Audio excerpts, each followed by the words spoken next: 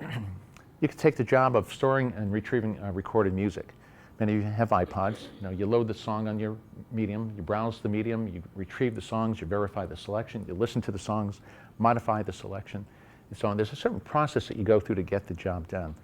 And as you're going through it, there's certain metrics that you use to judge success. Like, I want to increase the number of songs that are available for selection. Minimize the time it takes to locate a song when critical information is missing. Like, I can't remember the artist name, I can't remember the album name, right? All those sorts of things. There's certain requirements that you have or metrics that you use to say, I'm getting this job done just the way I want. And when it doesn't go the way you want, you're recording this metric in your head saying, I don't like the way this is going. It shouldn't be like this. I'm not getting the job done perfectly.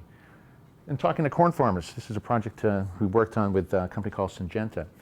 We studied the process of farming corn, and certainly a process, preparing the soil, planting the seed, growing the corn, fertilizing the crop, harvesting the crop, and drying it, so on. This step by step, the job that the customer's trying to get done.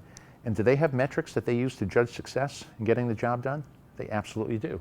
They want to minimize the time it takes the seeds to germinate, minimize the number of seeds that fail to germinate, minimize the time it takes for plants to come out of the ground.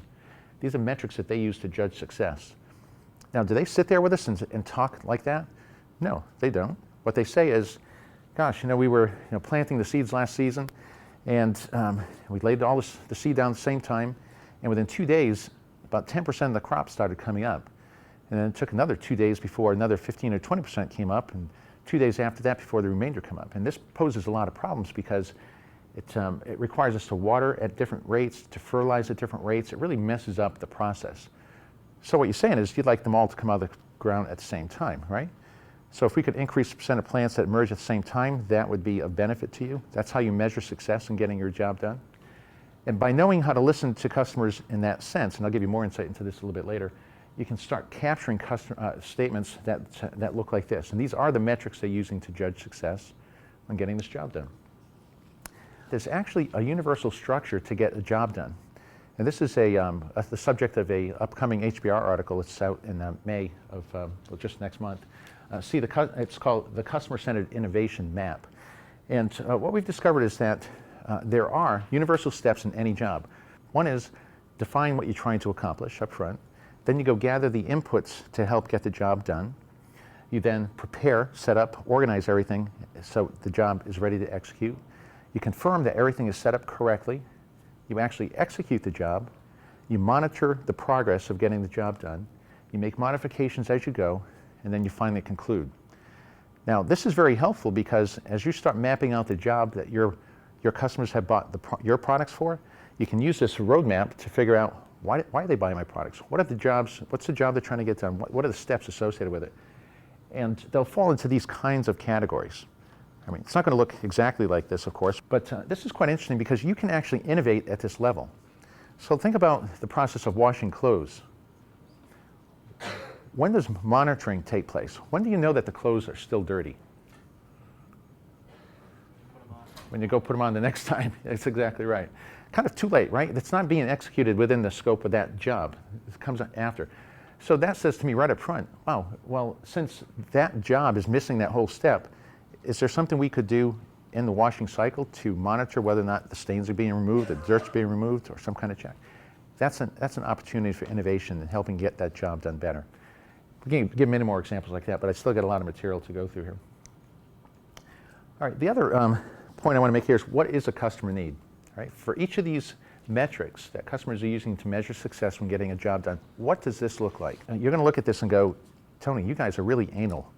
And you're right, we are. And we have to be in order to get this statement down perfectly. We noticed a number of things about requirement statements that we've looked at from other organizations. First off, most of them aren't focused on the job the customer's trying to get done. They're requirements on a product. You need to move this over here or add this feature. They're solution-oriented. They're not need-oriented. That's the first thing that's wrong. Second, they're often ambiguous statements. They could be interpreted in many different ways. They use different language to describe the same concepts from statement to statement. They are introduced with different words. Some have examples in them that are solutions. There's all sorts of things that we've seen wrong with statements, and the bad part about it is that if you have variability in the statements, it impacts the way they're prioritized by customers. So if you go do quantitative research after with your set of statements and you're thinking you're getting good inputs, chances are that there's great, in fact, we've tested this at Microsoft as well in the past. You see tremendous variability in the priority order of your requirement statements. Now, is that good for discovering where unmet needs are? No, that's horrible. You know, by the way we've configured the statement itself, it's actually adding variability into the process. That has to be eliminated. Is this anal? Absolutely. This is the discipline I'm talking about at the front end of that algebraic equation. Is that anal, where you have to sit there and separate all these constants from the variables? Yeah, I think that probably qualifies. But it's very effective in terms of setting up that equation to help the solution emerge. The same is true here. Put this discipline up front, and the solution will emerge. And we'll show how this works.